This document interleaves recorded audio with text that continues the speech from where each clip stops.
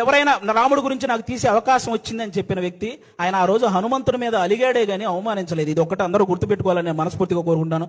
ఒకరు కాదు, సినిమా కోసం ఎన్టీఆర్ గారు సన్నబడితే ఆయన మీద ట్రోలింగ్, మన బాలకృష్ణ గారు మాట్లాడితే ట్రోలింగ్, అల్లు అర్జున్ గారు నవ్వితే ట్రోలింగ్, సాయి ధర్మ తేజ్ గారు యాక్సిడెంట్ అయి ఆయనకు మాట్లాడడానికి ఇబ్బందిగా ఉంటే దాని మీద కూడా ట్రోలింగ్.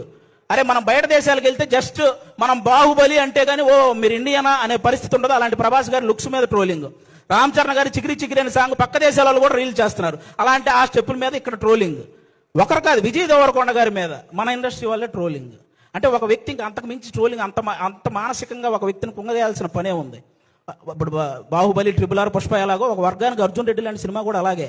అతనికి బౌన్స్ బ్యాక్ అయ్యే టైం కూడా ఇవ్వకుండా అతని మీద అంత ట్రోల్స్ చేస్తూ ఉంటే అతను ఎంత ఇబ్బంది పడతాడో ఆలోచించాలి. శ్రీలీల అని ఒక తెలుగు అమ్మాయి ఇక్కడ నుంచి బాలీవుడ్, తమిళనాడు ఇలా వెళ్ళి అన్ని ఇండస్ట్రీల్లో వర్క్ చేస్తుంటే ఆ అమ్మాయి డాన్స్ చేస్తుంది కానీ యాక్టింగ్ పెద్ద.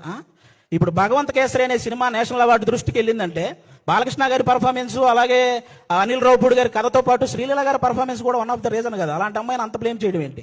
ఒకటి మెగాస్టార్ చిరంజీవి గారి మీద డీప్ ఫేక్ AI వీడియోలు చేశారబ్బా, ఇంతకంటే దరిద్రం ఏమైనా ఉంటుందా? నాకు తెలిసి ఆయన రికార్డులు కొట్టిన పోస్టర్లు గోడల మీద పడేటప్పుడు ఆ ట్రోలింగ్ చేసినోడు వాళ్ళ అమ్మ కడుపులో కూడా పడి ఉండడు. అలాంటి వ్యక్తులు వాళ్ళు. ఆయన 3 దశాబ్దాలు 1వ నంబర్ పొజిషన్లో ఉన్నప్పుడు వీడికి అసలు ఒకటంటే ఇలా ఉంటుందని కూడా తెలియదు. మన తుఫాన్ వచ్చిన ఆయన సినిమాల కోసం మనం పరిగెత్తుకుంటూ వెళ్తున్నప్పుడు వాడికి నడవడం కూడా వచ్చి ఉండదు. అలాంటి వాడు వచ్చి మెగాస్టార్ చిరంజీవి గారి మీద ట్రోల్స్. అరే మెగాస్టార్ చిరంజీవి గారు ఒక స్టేట్కో ఒక క్యాస్ట్కో సంబంధించిన వ్యక్తి కాదు, ఒక దేశం గర్వించదగ్గ వ్యక్తి మెగాస్టార్ చిరంజీవి గారు. అలాంటి వ్యక్తి మీద ట్రోలింగ్.